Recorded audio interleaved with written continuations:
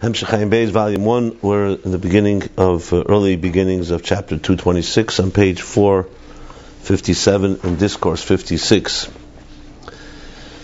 The Maimed is Vayera Hashem Amar Machase Tofresh Ayin Dalet Aderes, and it's the conclusion of a whole section explaining the Zohar. The conclusion. It's still going another 5-6 chapters, but coming at the end of explaining the end.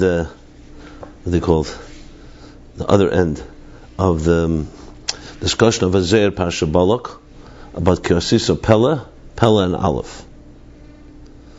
So the two interpretations, he said, Pella is Kisuya Levusha, it's a covering and a garment. Tavaracher Kiosisa Pella Kiosisa Aleph. So he's explaining that the Pella is becoming Aleph. That which is a Kisei Levush is getting revealed, and we discussed how that works. You see it first he spoke about it in let's call it in healthy situation. In healthy situation is through Kabbalah Sel, Hiskashus Das, or Tshuva Chezer that penetrates and gets into Pella Atik Mechis Timah Be'etzem, the fundamental concealed superconscious state. And then he went into saying that this is also the place where the concealment is below. It was first example with a child, with a father and a child, that you see the Ava Atzmi is the core love, specifically in a state of core concealment. When the child falls, when it's hurt, you see that, what it evokes inside the parent. The love to correct the situation. He cares that much. And collectively, that's Golus, which was the last chapter. The whole analysis of Golus. The Golus is Tachlis HaHelam, but Atzmis HaAv. How do you reveal it? Through not being deceived by the concealment, not thinking that God is not there, but recognizing that He's in there even deeper, and standing up to any miniyas v'yikuvim, to any of the impediments, and that evokes deeper energy, and in turn allows you to expose the Helam Atzmi into the Helam Atzmi of Chachmas Tima Atzmi in the Helam Atzmi of Golus. So that's in turn how Pella, Kisri, Levush becomes Aleph, Gili. The Gili of the Helam, basically. But remember, it's not Gili of Gili, it's Gili of Helam. It's Gili of a very concealed state. And he said, that's why Yitzis Mitzrayim preceded Matan Torah, to get the new revelation at Sinai required going far deeper into a deeper Helam, which is Golus Mitzrayim. That prepared them for that. And even deeper is this last Golus, which is longer and far worse than Golus Mitzrayim, and which leads to the Geula, like the last thing we learned, that's even higher. Because by Matan Torah it was Sheminus Hanira. The Taka had an experience of Muhus, but it was in the form of Shmiyah. So before Matan Torah was Sheminus Anishma, you didn't even have the Riyah. You didn't have the Muhus altogether. Here at least you have the Muhus. And the Asad Love will be Ayin Ba'ayin, be Riyas HaMuhus. So we discussed earlier in different chapters the difference between Yediyas Mitzias, Yediyas HaMuhus, and Riyah. Riyah in general is the closest type of experience because when you see it, it's like literally as tangible as it gets. However, usually when you see things, you see external things. We also see the sky, we see the tree. So what are you seeing? You're seeing a superficial thing in a very real way. Then you hear about a very real thing in a distant way. So you hear, there's, the tree, there's a lakus, but the lakus is distant. So we have here opposite. In this world, we see Gashmias and we hear about Ruchnias. So we see superficial things and they're very real to us. Seeing is believing, right? What you see is what's tangible. And Ruchnius is we need to be told and work on it. By Matan Torah was more than that. They actually had a closer experience. The Shmiya there clearly was not just hearing a distant story. They had an experience of it, what he called here, Yediyas, how do you call it? Shmiya Lavad. And the Asad Lavi will see, like we see a tree today, and the Gashmis will see Elikus. That's the Chiddush. So there's different levels, of course, and it's all relative. Not only the external aspect of Elikus. Yeah. You'll see the right. Muhus. Correct.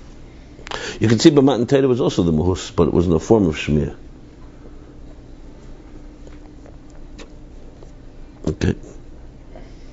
In other words, yes, it is levels of elikus, and there's levels how we experience those levels. That I understand. In other words, they understood elikus, but then they didn't internalize it totally. He doesn't spell out here what Shmiya means. All the way back, if you remember, there was a whole chapter on Hashem and I heard noise. I mean, when you say Shmiya. No, obviously, no. Well, first of all, they also heard Anech Hashem Elokecha. So they heard some type of divine voice. They also saw sounds. Yeah, but sounds, not sights. The bottom line, it's Lasad Love, it's not Lasad Love. The total fusion of using your... Look, hearing has ma'alos also. When you hear something, you can comprehend it more. Seeing is from a distance. Seeing is makif. So there was a whole chapter, I think, literally in the 20s, where he spoke about Shemnes Anir and Ezrenes Anishmaz right here. It was a whole discussion. I mean, remember, this isn't two levels. You can have thousands of levels. When someone says, I know you, what does that mean? Two people tell you they know you. One person's knowing you could be to a certain extent, and knowing you can be more. So if you really start spelling it out, there's so many dimensions. If you're talking about divine alone, the divine itself, we know there's how Elokus manifests in nature. We know, like we said, there's Baranus Apitam V'das, how God gives you life. Then there's the God Haflas Ein Sof, how God is beyond that. And then it's beyond the beyond, and beyond the beyond the beyond. I mean, you keep going. The Avram Yitzchak Yaakov of us, as we learned, had definitely Gilead Lakus. God appeared to them, Kel Shaddai. But ultimately, it was related to existence. In the farthest edges of existence, where existence meets the divine. But as we learned, Shaddai, Matan Torah was a watershed moment. So even though you can say, Avram brought the Shekhinah down to 7 to 6, Yitzchak 6 to 5. So the Galakus was becoming closer to them. And each level needs an explanation, like we always talk about the apple. Ruchnius is many levels of it.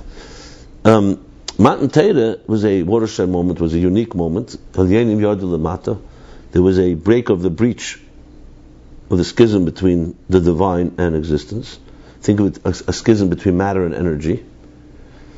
But it was, number one, it would not stay. It gave the power to do it, but it wasn't Mashiach yet. It wasn't a permanent state. And number two, the Gilead itself was not the ultimate. It was like we say, Erosion and Esuyin in Lashon HaNigla. It was the beginning of the marriage. The end would be Lasad Loving. Just like the Beis Hamikdash, Beis Rishon had its level of elikus. Beis Sheni had even a deeper. But still they weren't permanent. And Beis Shlishi will be Nitzchi. Mikdash Adnei Ken. I'm just trying to explain this level. So Matan Torah, generally, Matan Torah was a Gili of Atzmus. Ata Hareis Ladas. It wasn't just Shaddai. It was Havaya. And even deeper. Anoichi Hashem Elokecha. And it was in a way that so it's higher than Sheder Shlosh. In Tanya he says it's Me'ein La'asad Lavi. Me'ein Zahaya Kvar B'Matan Torah. So Matan Torah was a taste of what would be with Mashiach's times. But as I said, here he's explaining, not that it wasn't just, not only that it wasn't a permanent, because they still had to work on it to integrate it. It was at the end of the day, it was from above, but it was also not for them an ultimate experience, because at the end of the day, Sheminus Anir and Erenes Anishma, there were two experiences. There was hearing and there was seeing. It's true, they crossed over. But at the end of the day, what he's saying here is that they ultimately, it was like in a form of Shmiya. In other words, they saw the essence, but in a form of hearing it. In other words, it wasn't direct vision. You can explain it in different ways what that means. I didn't explain it because he didn't explain it here. Lasad Lavi will be Ayin ba'ayin, the full experience. That we see it. We see today Gashmis. That's how real it is. We'll see Elokus, the Muhus of Elokus, exactly with the same type of reality. That's all that matters. By Matan Torah, they may have a taste of that. Here he's saying not even a taste. Here he's saying that they had the same thing, the Muhus, but it was in the form of Shmiya. He's not going into here whether they had lower or higher. He's not loy nochis, as they say. Here is not. It's not negated to the Havana, the understanding of the Maimer here, to know exactly what levels. So we can move on. It's just he's using it as an example that you need a fundamental concealment to bring a fundamental revelation of Helama Atzmi. That's what's important. And that the Lasad Lavi Mashiach, the Mashiach, Yebchin Zriya Mamish, So that's where we are now.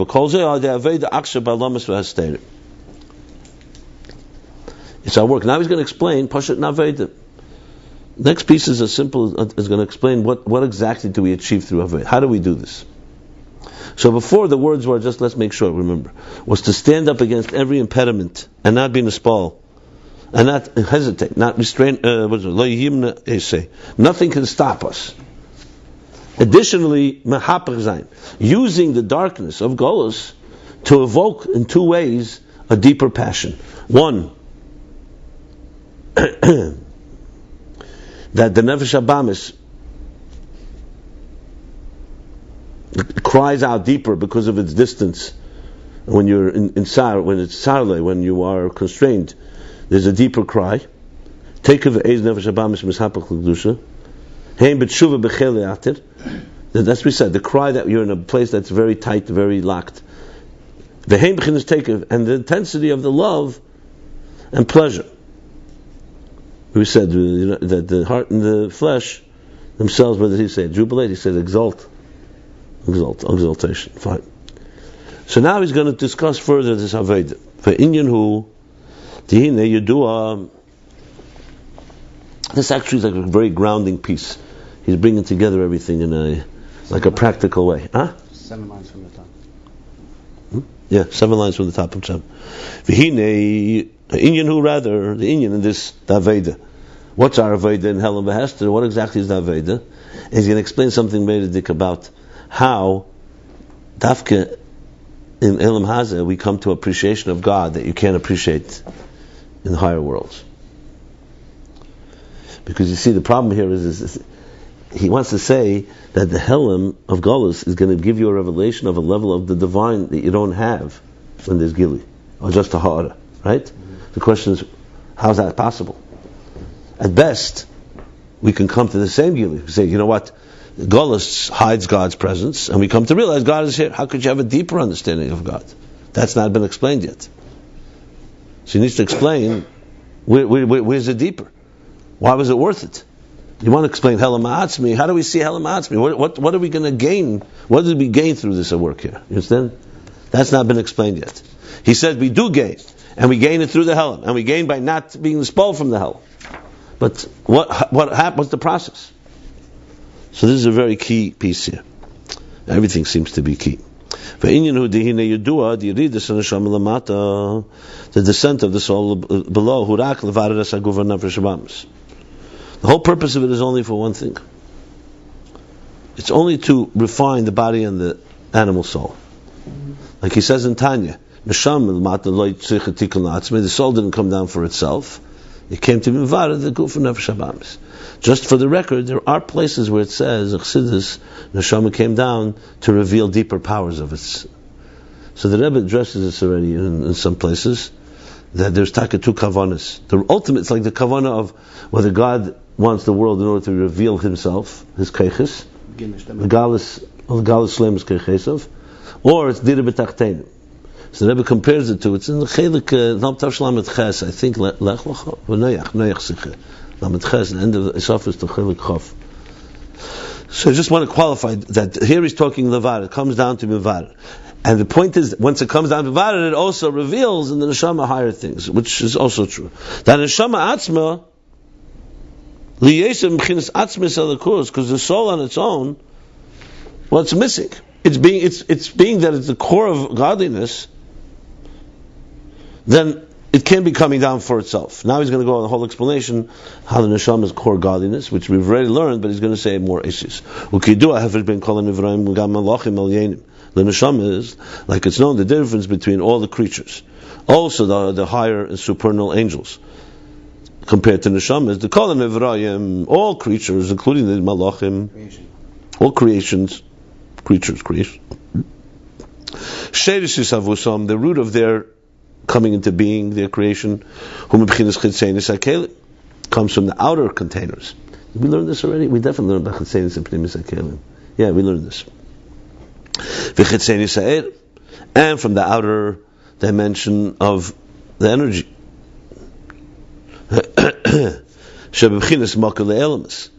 that level which is already a source for the world. That's only a reflection, as we've learned before, and we've learned a number of times. So think of it like this. I always want to give a good example that will help. Let's say you build a house for your loved one, for your child, for your children. They get married, you build them a house. And you invest making a beautiful home. How much energy is going into the home? Everything you need. But it's not the energy of the love that you have for your children. Because at the end of the day, the whole house and everything is for them to come live there. So the real pneumius of your real, what drove you, the real purpose is the children, the love. However, in order to do what they need, you have to invest. But how much of the essence of you is invested in the home? Only as much as necessary to create it. So you could say it's a ha'ara of you. It's not your etzem. So everything in existence is the means, so to speak. It's not an end in itself. Neshamas is the end in itself, and therefore, Neshamas is being an end in itself is the primus. V'sheiresh neshama b'chinas primus hakelim uva atzmis ha'er. Doesn't say primus ha'er. Interesting. It says atzmis shalamaylam b'chinas makir. Higher than a makir. So you come, let's say mamat lamayla, and you see a house being built. Wow, a mansion. You say whoever's building this mansion has a lot of money, must really care about it, and so on. Yeah. Then you start studying why is he building it, and you realize that's just only the surface level. So he's talking investment of energy, an investment of his resources. So from the outside, it could be a whole investment. You see a whole reality. So that's chetzenis hakelim, primus and chetzenis ha'er. Here again, he doesn't distinguish what is chetzenis hakelim, what's chetzenis ha'er. We learned about that earlier. Kelim is more the so-called would be commensurate to what is needed in the structure, and Eid is more the energy you invest in it. But both of them are chetzenis. And then you say, okay, you want to really know what this man who's building this is about. Look at his caring, his love for his children, the neshamas. So neshamas come. I'm just giving an example just to make it a little more palatable. It's almost what the Gemara says. In the end of Kedushin, what does it say?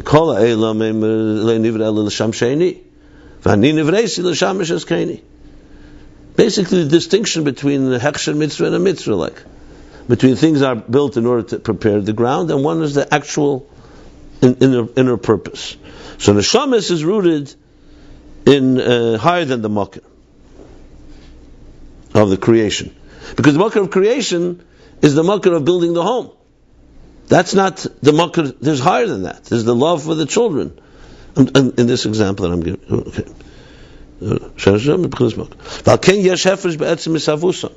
All this is coming to explain why neshama came down the mata. I missed a line. I've said that. Yeah, I read that. And that's why yesh hefresh be'etzem misavusam. And because their root is different, the root of all the creatures and creations, and the root of the souls is different. That's why there's a difference also in the etzem misavusam, the actual way that they're brought into being. The neshama is same bechinas alakus mamish. The neshama is our mamish divine without filters, like it says elsewhere. So now all this, as I said, is still a whole arichas. It's all explaining why the soul does not need to come down the mata, because it's already alakus. So let's not forget the theme here.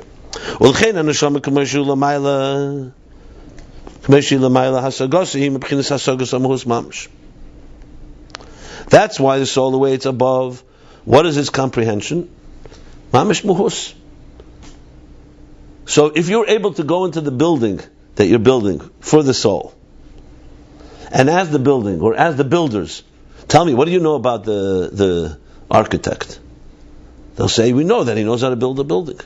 We'll know a little more than that. You're not going to get hasagas hamuhus, like we talked about the art. You're only going to get enough to know what he's investing here in this building.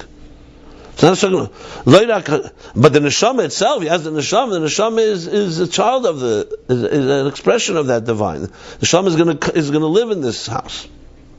So the neshama has hasagas hamahush. It can tell you about its father, so to speak, much more than the builders that were hired or the building that was built. That's why I bring the mashal, just to by the way, you see, without bringing a mashal here, you can read it, and you can have a psaza. It's possible that he brings another mashal later on, no? I hope so. I wish. Look, but I was reading it. It just came. I'm not married to this mashal. He give another mashal. If he gives a better mashal, I don't think he's giving a mashal. If he does, great. But this mashal I gave was brought earlier. Maybe there was a mashal of a house. If you remember, there was in the shamas, and so I didn't make it up. My point is, if you don't have the mashal, you can end up talking about this and go away, say hasagas hamahus, mitzias and maisis, and talk levels, and someone say, "What are you talking about?" Mahus and mitzias. They both start with a mem.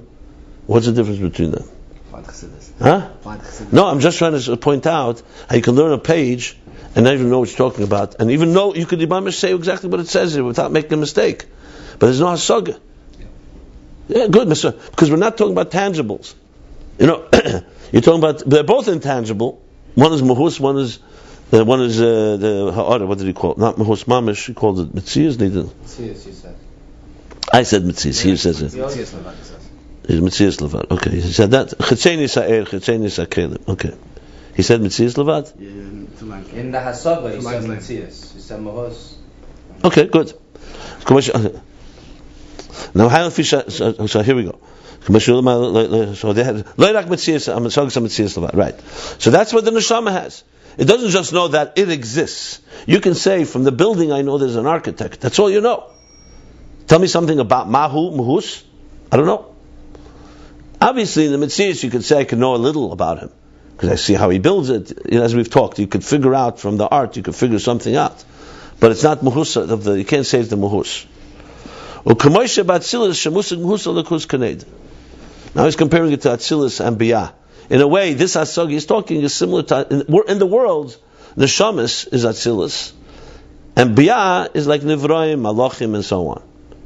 That's why he says. So in the world, this is like Mahus Alakus Kaned. Atzilus is not called Bria yet, because Atzilus is Alakus. It's a structure of Alakus, so it's still not Etzim, just for the record, but relative. Because in creatures, they cannot be a revelation of the core essence of the divine. So the initial reason is very simple, because they're not there. How could a building know about the mahus of the builder? But he's saying here, if they did know, if there was gilmus, they wouldn't be mitzias nivraim. So there's an additional point here. Using the mashal, if the people involved in building the house were so connected to the mahus that is, they may not even have the presence to be able to sit and build, in a certain sense. I'm just using the mashal further, but you don't need the mashal necessarily. Bottom line is that there would be mahus there; they would not be in a state of nivra, because being a nivra requires that you have to have a state of self. Too close to the source, there's too much bittul. Okay. But Atzilus, because his personality is divine, there it comprehends. It's like a fish in water. Put a human being in water, it'll drown. A fish can be in water because a fish is a different type of being. Just to explain. On land, you can't have that type of experience. Like Atzilus goes back to the neshama, being that it's godly, its comprehension is one of the personality of God. Now he has riyas samuhus. So one's hasagas samuhus, riyas samuhus, not just shmiya. In other words, I guess he's using words he used earlier about riyah and shmiya. Hasaga is more like shmiya. Yeah. Well, hasaga is a comprehension. You can have a comprehension like shmiya. You can have comprehension like riyah. Here he's saying it's like riyah samuhus. V'zeu shemekeimahu b'gan Eden. And that's why the place of a soul, when you say where do souls reside, where they're hanging out, in Gan Eden, Garden of Eden. The Sham hu b'chinas mahus alakus. Because there, in Gan Eden, you have the mahus alakus. We have to qualify it. Maybe he'll qualify it. But Klal Gan Eden is Bariya. And Gan Eden Atachna, Gan Eden Elyon. Gan Eden Atachna is Yitzira. However, as we're going to learn in a moment, In Bria Yetzira, what's the difference in Gan Eden and Bria? Because Gan Eden is like Atzila Sheba Bria. I don't know if he's going to say that, but that's what it says in places. The bottom line is, Gan Eden is, remember, Gan Eden, let's say when the world was created, not the whole world was in Gan Eden. Gan Eden was in the world, there was a place called Gan Eden. So even when you say Gan Eden, now the alien Tachna is in Bria and Yetzira, it's still a special place there. It's not the whole Bria is Gan Eden alien. So that's what he's going to say here. Just to, now it might be under the water, right? That's what I wrote. Yeah. You remember? Yeah, huh? Yeah, we spoke about it. Yeah, well, I wrote I did a lot of research on that. In the water, the fish. No, where Gan Eden is today. What happened to it? The Mittler Rebbe asked that in the Maimer. Where's Gan Eden? What happened to the Gan Eden? Mittler Rebbe says a physical place in this world. A physical place, but it became Ruchni. Yeah. It's like between physical and... Because the world descended to more Chumriya, so we can't see it. I wrote a whole essay on it. The Ramban has a whole piece on it. The Ramban has a very strange thing, that in India there was a people that saw it. They saw the Lat Mislahevis. The Cher of Mislahevis. Wow. Yeah, but that's not what he's talking about here. Still wow. There's a lake that's sinking now, so maybe they'll find it. I mean, listen, it comes down to the Siman and Chumash is the 4 rivers. The problem is there's no place where these 4 rivers meet. We know where the Chidekel, we know where the Euphrates, Nahar Pros is. The Chidekel is another river in Iraq. The problem is the other 2 rivers. Where are they? So there's all kinds of opinions. Some put Gan Eden even near Mitzrayim. It's a whole complicated mess. Because basically you look for where the 4 rivers meet. That's what it says clearly. Na Yotzim Min Eden, Misham Yiparid. So there's no better simon than that. But the Gemara says, and the Gemara talks about Bovel and so on, says things changed. Nahar Pros dried up. There's a whole thing, the whole sugi about Nahar Pros. Nahar Pros is a major role in Talmudic literature. No, Nahar Pros is the Euphrates. Yeah. But the Gemara talks about Euphrates, that Euphrates today, the Mishnah, there's a whole Rashi and Teis Machlekes. What do you mean it dried up? Not dried, that changed some of its geography of the Noah, which happens. A river parts of it are not in the same place where they were. Because it's the gate halachas. There's halachas about Nahar Pros on this side and that side. What's considered Bovel, what's considered not. A river has to be above ground, or is it underneath the ground? That is part of the river. Subterranean? There's shilas in this. I mean, a river is above. That it goes a little under, depends on much. Okay, so let's not digress. So what's Gan Eden? This is the difference when you say Gan Eden and the worlds. Even though Gan Eden resides in the world, but it's a unique space. The Elam is Heimezayin Tachtenis. Shaboyim B'Pchinis Eslapshus. So for example, Bria. Zayin Tachtenis or Bria from Chesed to Malchus, that's the world. That they come in a manifest way. But Gan Eden Meir Gimel Rishenis. In Gan Eden it radiates the Gimel Rishenis Chabad. Or Chachab. Chachma Bina Das or Kesar Chachma Bina. Shehu Gili HaMahus, which is the revelation of the Mahus. In Chabad you have more than Mahus. Like it says elsewhere. Now he's going back to the whole piece. So what do we establish? The Neshama is Elikos Lamaila. Gan Eden, Atzilus. So Rebbe say, why did it come down? V'yarda lamata b'chdei lahares gam la'guv v'nefesh sh'banis b'chinas Gilead Ein Sof. It's a very nice expression. I never saw such an expression. To show. It came down to be a tour guide. To teach, to show the goof, the body, and the animal soul, Gilead Ein Sof. It doesn't need it for itself, because it came to show it. Before he said the Loshen, Rak levadas aguf v'nefesh abamis. That's why it came down. But now he's touching it, laharis. Yeah, but he didn't say yet. It's a nice expression. I don't know. It sounds nice. It's like. He didn't say yet that it's even greater than the way it is up there. Well, we're just beginning. 1 second. Just look. Rias Ayin, and you'll see the page continues. Okay. Yeah. How does it do this? How does a neshama educate a body, an animal soul, in the ways of God? The animal soul and the body are both very megushim. They're into themselves. They're crass, self-interest, self-indulgent. So this is how it does it. Here's a process. My friends, we have a Rebbe teaching us a process how to see Elokus. Let's figure it out. Applied Chassidus, right? For who ideas bonus So how does it teach? How does it show Guf Nefesh Abamis Elikus? Rabbanis, through a contemplation. Beisavus yesh ma'ayin. When the body and the animal soul, meaning, in other words, the seichel of the Nefesh Abamis, contemplates on the creation yesh ma'ayin, that the whole world was created. How the whole existence, everything, is from the power, divine power that created it. Nothing creates itself. Here's a very important piece where we talked about self. Chassidus destroys the self. Chassidus says, I'm saying, and I want to show you in a healthy way. Chassidus shows how Gashmi is worthless. Everything dies. Nothing can create itself. Not only can it create itself, it can't live on its own either. Even if someone else created it, what sustains it? Something has to keep it moving. This is Eizbananus. This is what you do when you daven. You think and contemplate on myself and others. Am I really a self-made person? Did I create myself? Do I sustain myself? No. Comes from a divine force, that brings it into being. Two things. It creates and sustains. Two things going on. This also can be in the comprehension of the animal soul, could also understand this. By the Nefesh Abamis, it's not Mahus, it doesn't understand what this Kayach Eliki is like. It just knows that it's there. So suddenly you see, let's say, a stone flying. You and I look out the window, we see a stone flying. And you say, wow, a stone flies? I never saw a stone fly before. And you'll say to me, it's most likely somebody threw the stone. Stones don't fly. I don't see the person threw the stone. The wind picked it up. Huh? Or the wind picked it up. Okay, yeah, but something is making it fly. So you say, because stones don't fly.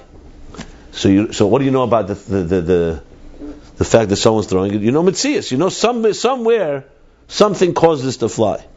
But you don't know the Muhus, you don't know what it's like, you don't know anything about it. So what the Nefesh Elikiz does, the Nefesh Abamis says, you know what? Start thinking about yourself a minute. Are you self-made? Did you bring yourself into this world? Does it make sense even? Nefesh Abamis has to concede, no, because nothing can create itself. Nothing can sustain itself. So you come to the conclusion, the Metzias, there must be something that threw this, something that's keeping it going. That's what he's saying right here. Oh yeah, you're going to hear this. I'm going to use this. This is very good.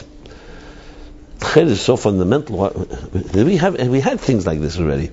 There's bonus yeshmayin, but for some reason I feel he's like spelling it out a little more bislapshus. Maybe I'm in that mode of thinking. What do you think?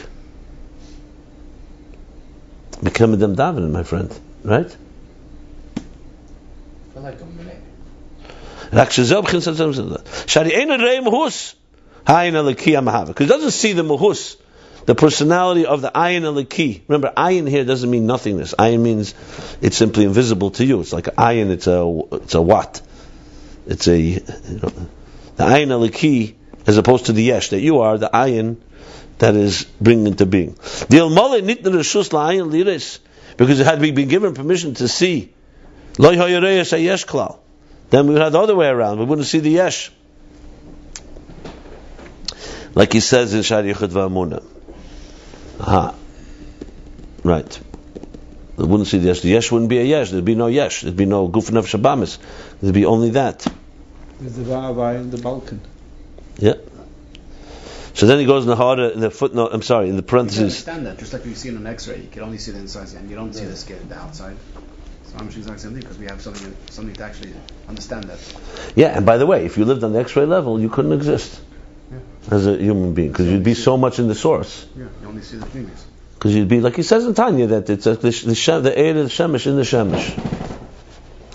The chenu b'riyas, he says now in the parentheses, a qualification. The chenu b'riyas hanashamis hagaveyas. This is the way it is in the way high souls, elevated souls see it. Lamata shriyasam it's hanashama harureinus ha'ayin aliki. That their sight from the perspective, but it's interesting. No, 1 second. But he adds shriyasam mitzad hanashama. It doesn't say mitzad haguf. In other words, because they are neshama people, So the Erosion mitzad neshama is they see the Ayin Eliki, which answers a big question I always had. When the Alter Rebbe saw the balcony, as you said, what did he see? Did he see what we see and more?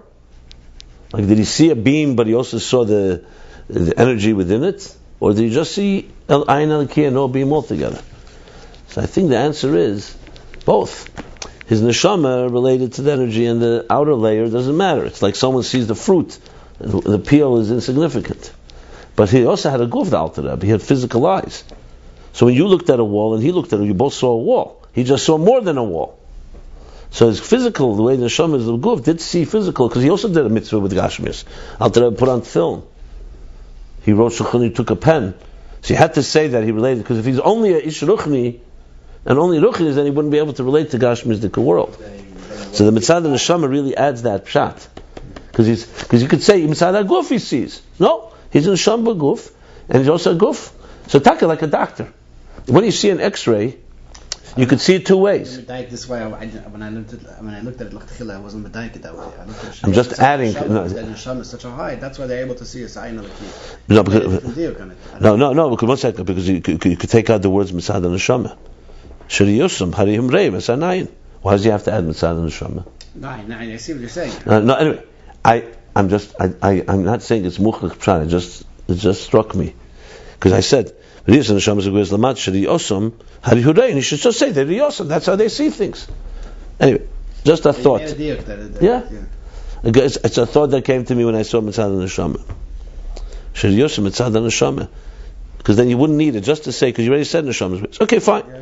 I'm not machriach mamish, but I feel strong enough to say that's a vort like that. So in other words, when you look at an X-ray, you can see it two ways. You can just see the X-ray, or you can see the body, but you see through the body, and you also see what's inside. Like almost layers. You see the layers. That makes a lot more sense. So let's say when the Rebbe would look at somebody, so he sees you, what everyone else sees, but he sees a lot more. Sees a lot of layers, not just the inner, and not seeing the outer. Very important point, because that's the question people ask: does the Rebbe relate to me as I relate to me, or only relates to me as the way I am in my shadish, which would make him out of touch in a way, in a different world. So the Rebbe is saying to you, you have the keiches to have ava v'yira. You could say, yeah, because the Rebbe sees my neshama, but I don't see my neshama. So what's helped us? But if you see the Rebbe sees you as you are, and I'm still telling you can do it, it's a big difference. Because this is a question people are asking me, especially these days. So I'm saying, yeah, the Rebbe saw us the way we should, our potential. But then you're basically saying, so what do we have from that? So someone told me, we have from that the confidence that maybe you could do it. But if the Rebbe really knew what I knew, he'd never have such confidence in me. So I said, maybe the Rebbe knew what you knew, but he knew more. So you are giving in to your limited knowledge. I would rather trust someone who knows more about you than someone who knows less about you.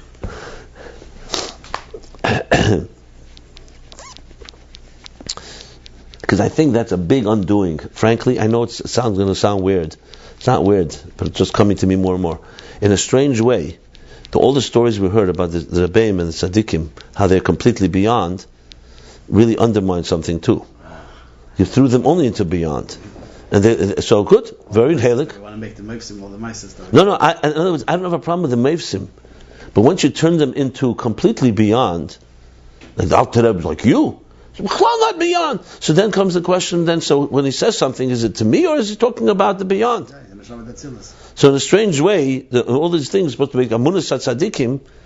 I think it's also a good point why Chabad is hasaga, why it was opposed to Ram Kaliska's approach. Because they go there, you go with Amunah Tzaddikim, what happens then is, what happens to you when you go back home and the Rebbe is not with you? So your Nefesh Habamis is left to rot, and you go to Tzaddikim to get elevated, and then when you have back to life, you have nothing to work with, because the Rebbe doesn't relate to you. I'm just, speaking it's a very important point. I think, now I would balance it. I wouldn't say, God forbid, just to make the Rebbeim like us. That's for sure not. Like, when Chassidim talked about the Rebbeim in a very exalted way, we talk about Hech Chassidim that also related. This answers another thing. The Rebbe brings that Tzemach Tzedek said a Maimer, then there was the argument, and Rabbi Hill disagreed with the Tzemach Tzedek. So someone said to him, the Tzemach Tzedek has said the Maimer himself, I can disagree. She says, but he said, Amayim is kinison nasei Sinai. Now we're talking seichel. So everyone has to, what are you talking about? The Rebbe's seichel is also beyond your seichel. And forget the Rebbe's, no, but it's not correct. The Rebbe, it's not a hyper derech eretz. The Rebbe also exists in a world where we can have a shakavatari. And it's not the kfira. The Gemara says, Rabbi Kiva was teaching, and Moshe said, why are you giving the Torah to me? He's saying things that I didn't know. Then the Eibishter said, whatever he's saying comes from you. So you see clearly, there's how the biggest Nasi could also have as a part of him that he speaks to us on our level. He may be superior there too, but he is speaking on that language. He's not speaking then as a, so to speak, I'm just trying to create, yeah, that's absolutely, that's Chabad. That's Chabad. It's a delicate thing because it comes down to, I defer to the Rebbe. If the Rebbe has an argument with me, I disagree, let's say, based on Maseichel, you're going to defer. But that's deferring because of respect or something. Not deferring necessarily because the Rebbe wants you to, I know when we worked in the Sichos, the Rebbe insisted that we ask questions and not just say the Rebbe Gezakt is Heilig. He wanted us to understand it, and we asked. With respect and all that. See, you say that today, you'll get stoned. Be careful. I'll say it. I have no problem at all. This is a fact. This doesn't take away anything from it. This makes the Rebbe bigger by me.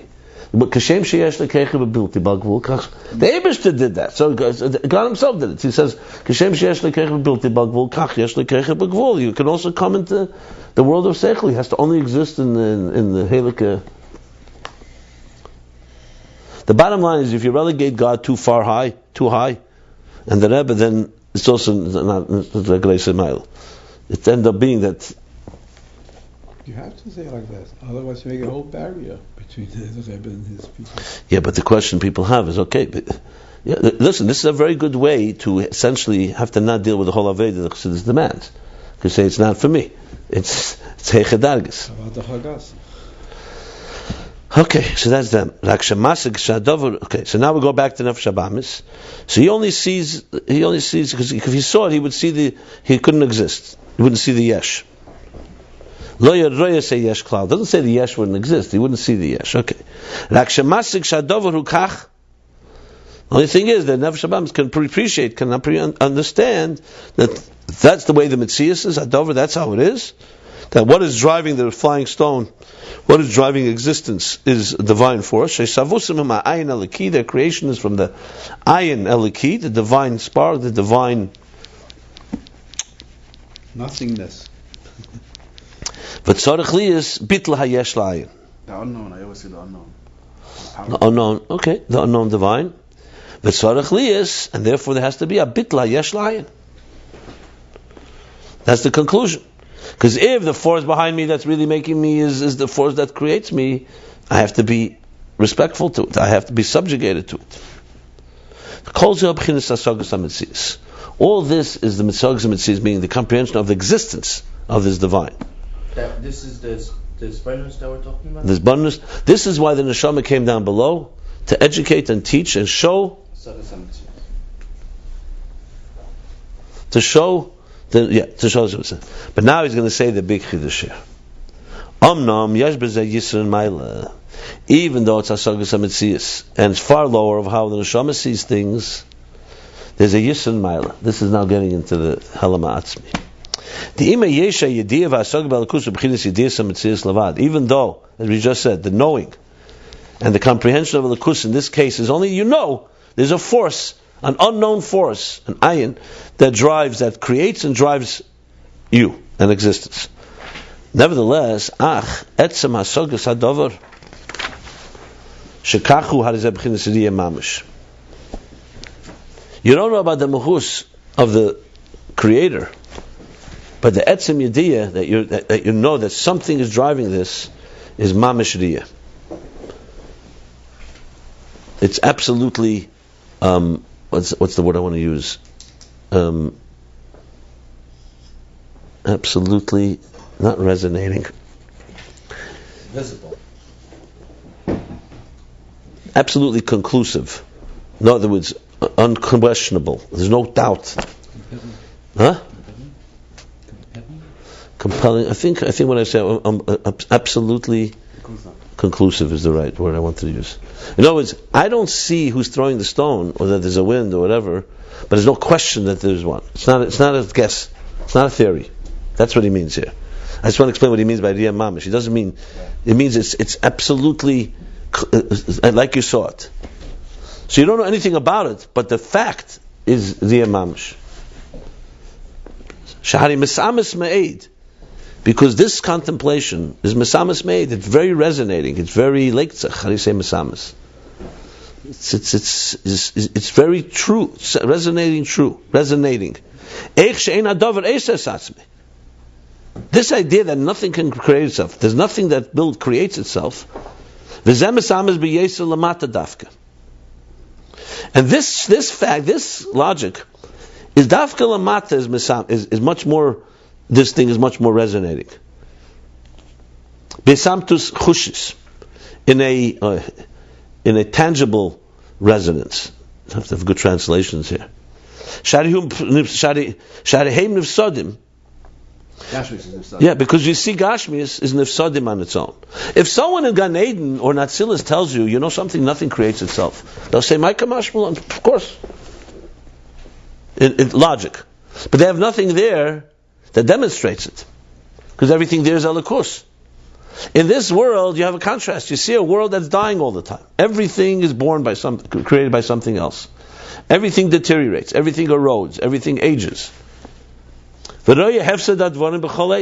We see the deterioration, the aging.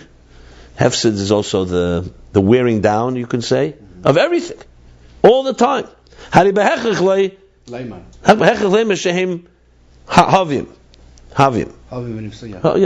That means that they are, that they have a beginning, that they were put here by something. In other words, anything that dies has to have a beginning. Kol heven nifsid is the expression. The chol davar hanifsid behechel she'ein kiyumi mitzad atzmei.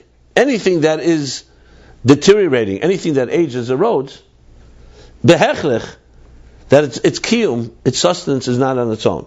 And that its existence is not self-made. This is a very, very powerful piece here. So what he said now is that this thing that Nefesh Abamis comes to, he's going to explain how this has some type of depth that an neshama doesn't have. Because here we have a world that is dying. You have basically empirical evidence that there has to be something that's creating it, which you don't have l'mayla. But on the other hand, if something's creating it, then why is it becoming? Why is it aging, or why is it wearing down? That force that's creating it is getting weaker. No. Okay, so then I'm a little bit like. Well, we learned this already. Yeah, I know, because he wants it that way. Whatever it is, or it's only for a certain limited time. Right. Yeah. So look, when you study the nature of physicality, so you're being arrived from the sun, but the sun, since it doesn't erode and it's not nifsid, so then therefore it was self-made. No, we brought it in Chassidus that no, because it's going to be there like that for the same. No, the sun not eroding is a pella. How could something physical not erode? Everything in the physical world erodes. So when you see something not eroding, you have to say something's keeping it. I would say the exact opposite. So then you bring it. So then it's the same thing. It's not. It's using logic. It's not even. The nature of existence, the nature of everything in this world, when we study it, doesn't have any value of its own. It's constantly dying or eroding. That's true. So when something is like that, it's clear that something's putting it here. What are you saying? Because you're saying that whatever erodes, something was put there. In other words, kamashmalan, whatever doesn't erode, it was not put there. No. Because erosion is just showing you the nature. The sun is made of the same materials that the earth is. Why is the sun not eroding? By the way, all science says it is eroding, just for the record. So how much? It's only Torah that says it's not, if you want to know. How much longer do we have? Whatever, a few billion years. Don't worry. You can daven today and tomorrow. Mashiach can come. A lot of things can happen until that happens. 10 billion years. But so why do they say that? Because they say everything in the physical world has to erode. That's the rule. So if you don't see it, I'm not understanding what your problem is. That's not the raya. The existence is the nature of physicality is an erosion thing. So you have to say no. That's not no. That's not what it says here. That's not correct. If a physical thing doesn't erode, it's even more proof that something put it there. That's what I would say. Because the physicality by nature is a eroding force. I just told you, science says the sun will erode. It's only you need a munah to believe it's not. Nothing in the physical world lasts forever. There's no such thing. Everything dies. Plants die, animals die, humans die. Everything is aging. That's a fact. So when you study it, you could say like this, okay. So he's concluding that since it's that way, you have to say that it doesn't have a power to create itself, because if it did, it would keep going. If it had its own inner power, why is it eroding? So you have to say there's a power outside of it. The fact that the power outside put it here doesn't mean that it shouldn't erode. The power gives it power to be. It didn't say whether it should erode. Just because the power outside doesn't mean makes it eternal. That's how I see the logic. The fact that something doesn't erode, that's made of the same gashmis, you have to say that's a miracle. Let's put it this way. You see a stone flying, as I mentioned, so we know the stone, two things we know. That someone threw it, or a wind. You also know it's going to land somewhere. What happens if you keep looking and it keeps flying and flying and flying? You're not going to conclude the stone has its own power. You're going to conclude that whoever threw it with so much power that it can fly for a long time. Because it's the same stone. It's made of the same. Why is this stone falling this one? No, stones don't fly. That's my point. Gashmis does not last. You could say the stones fly just because gravity pulls it down, but that's when they do fly. Like in the. I just gave a mushal, so use a different example. Use a different example. One tree lasts 1,000 years, another tree lasts 5,000 years. The point I'm trying to make is that Gashmis, by studying it, is an eroding entity. Everything erodes. That's the point. That compels you to say that it cannot create itself. The fact that God created doesn't mean He created that it should be. In other words, the point is just because there's Ayin Elokei giving doesn't mean that suddenly becomes not nifsed. That's my question. Why not? If the Ayin Elokei is not nifsed, why should the thing become nifsed? Because the thing doesn't have any. It's not Elokus. The thing is a creation. It's like the stone that can fly for a little while. It doesn't have it. Even when the Elokus creates it, it didn't make it God. No, but that's what the man was created that should live forever, because like you said that. But that would have been because man is aligned with God, and God's giving him that eternal power. I hear what you're saying. I'm just trying to explain the point here. Remember, the bonus here is on the erosion of existence. That's what you have to do. All of this erosion started after Chet Zetzadas, but before that it wasn't supposed to be. But that's only because God would have wanted it, not because Gashmis does not have the value of. You're missing one. But Gashmis does not have the power to last on its own. Something has to give it that power. Right. The Ayin Elokei. The Ayin Elokei is. But the Ayin Elokei doesn't necessarily mean the table is Ayin Elokei. The Ayin Elokei just why are you jumping? 1 second. If this erodes on its own, we know now there's a power that put it here. That doesn't mean the power gave it eternity. Why are you jumping? You're making it sound as soon as it has Ayin Elokei, it should not erode. Why do you get that? Where do you get that conclusion? It should be that way. If the Ayin Elokei. Why should it be? Who said so? It's still a stone. The Ayin doesn't erode. I threw it for 5 feet. The Ayin doesn't erode ever. The Ayin. Maybe the nature He wants it to have.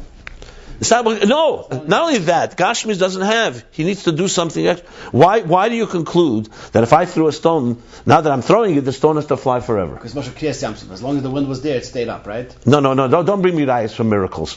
I'm asking you a question. Yeah, and I proved that a stone must be someone that threw it. So he's saying, since someone threw it, it should fly forever. Because my power. If that someone is all powerful. No, only if I want to. No, why? If that's something. Why? What's the heichachi? Let's say I only want to throw it for. Let's say that force wants to only throw it for 5 feet. If he wants to only throw it for 5 feet. That's exactly what he wants, and he created it that way. You have stones which fly forever. You have the planets. That's what Hashem wants. But that's a different discussion. They don't fly forever. I mean, they're flying forever.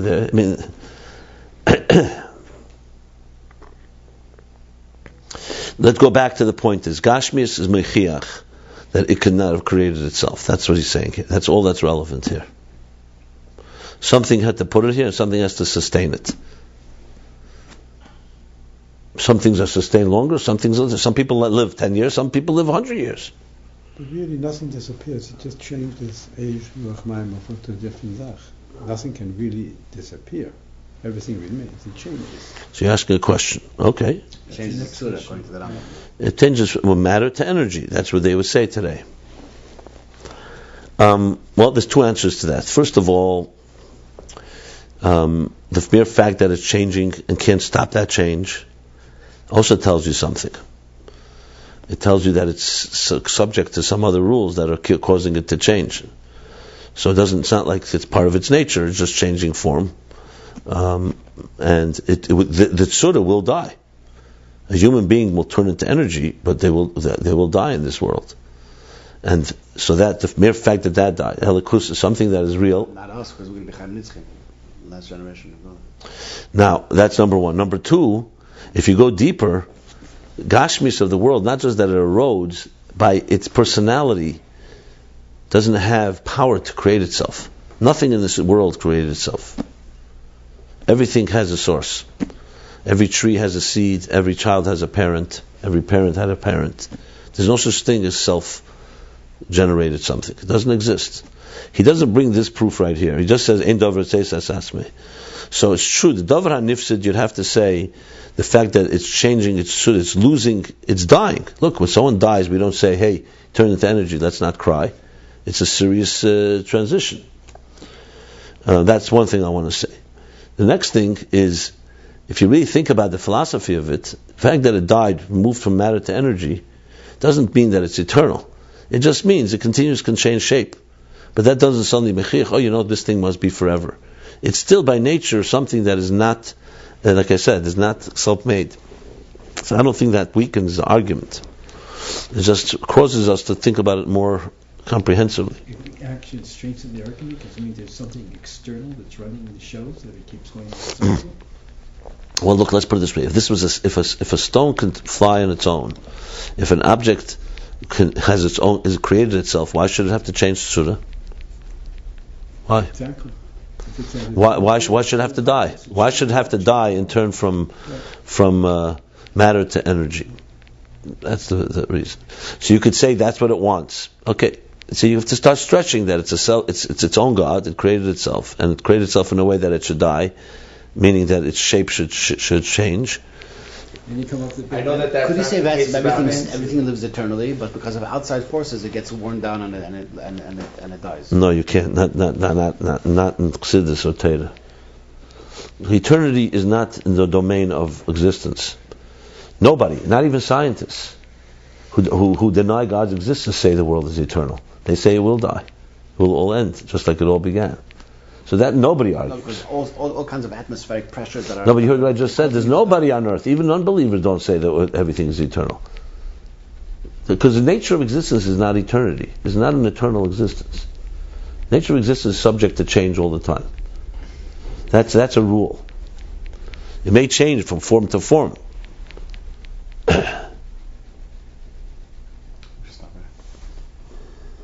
Anyway, but let's just say, so we'll start by Vagam moving.